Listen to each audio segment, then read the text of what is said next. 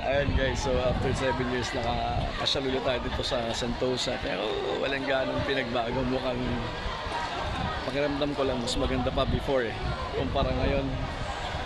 So ito, pakita ko yung paligid sa inyo. So ayan, okay. Marami pa rin foreigner. Punta tayo ngayon dun sa area ng Universal Studios. Maya maya makakita natin yan. So ayan.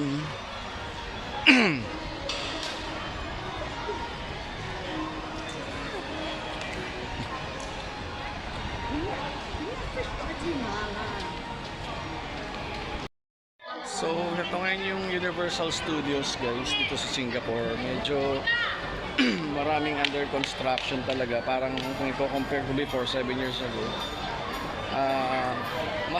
parang mas maganda pa noon. So, ayun. Wala na rin yung Lake of Dreams dyan, tinanggal. May mga pyramids naman na bago. Over there ayun yung pinaka landmark na Universal Studios. Lalapitan natin mamaya. Habang hinihintay ko lang yung anak ko nasa toilet So yan, si Minions. And ito yata yung chocolate house dati. Parang, hindi pala, Lego. So ayan, panay under construction. Walang ganang makita sa Universal Studios ngayon. So ayan. Okay, ayan.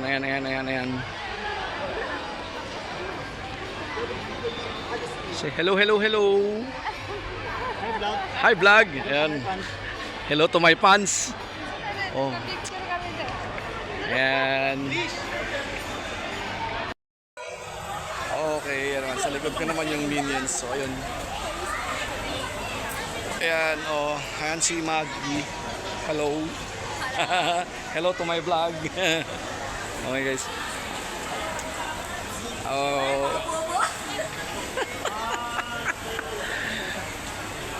Okay, so ito na yung pinaka talagang landmark dito is ito. Kita natin yung Universal Studios na globe. So ito na. Ikot lang tayo para makita natin. So ayan, ang daming nagsiselfie, ang daming kumukuha. So ito na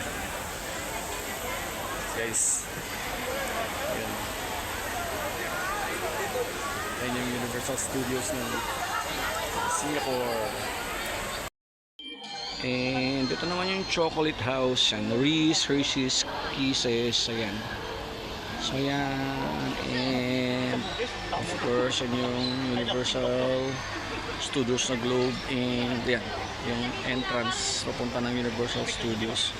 Medyo mahal na ngayon, parang $85 per head pag pumasok ka dyan. So nanggaling naman na kami dyan, hindi na ako papasok.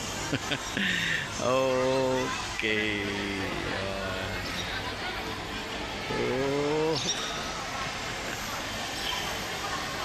Yun.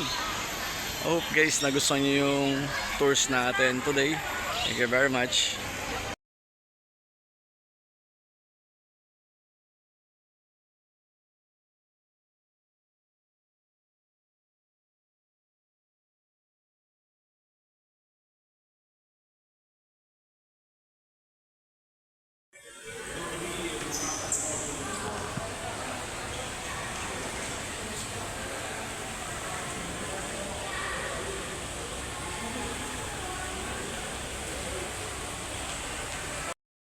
Guys, nawala yung Merlion. Pinalitan nila. Hindi ko alam kung anong pinalit nila. Tingnan lang natin to ha.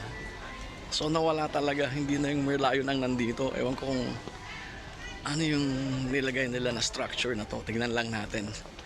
Silipin natin. So ay, napakainit. Grabe. Oh my goodness. Ito yung pinalit nila sa Merlion. Ewan ko kung ano to. Yan, nandito dati ang Merlion sa malaking structure na yan. Yan, tignan natin kung anong pangalan nito. Andito dati ang Merlion sa area na to. Yan. Anong pangalan nito? Tignan natin. Ginawang garden So ayan. Ilang structure na malalaki. 3 ganito na malalaki. Ano ang pangalan? Okay, ang pangalan niya is Tassel Trellis. Explore a world of textures from velvety Chinese wormwood to the feather asparagus plant and the spiky nature of juniper species household within the petal-like granulitic vessel tactile trellis. This tactile trellis, tactile plants, and nature's many other treasures are sources of inspiration for man-made designs. So, yun pala. So, tinanggal at pinalitan nila ng tinatawag na tactile trellis. So, ayun ang kanyang kwento. So, ito yung replacement ng merlion. Ginawang trellis. Yan. Ito na habang yung masagwana naman yung kinuhaan. So, maraming nagbago. Pero parang sa akin, mas maganda pa rin yung mga originals dati ng Singapore. Ayan. So, ito, tactile trellis pa rin. Ayan. Ayan. Ito yung pinalit nila sa malaking merlion dito. So, ayun. Merong original na merlion yung maliit. Nandun naman sa area ng Marina Bay. Ayan. Okay, so ayun yung monorail. Okay. Ayan. So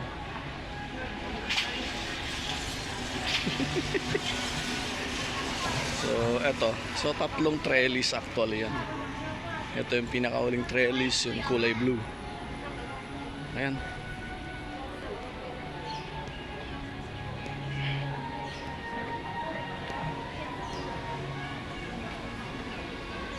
Ayan.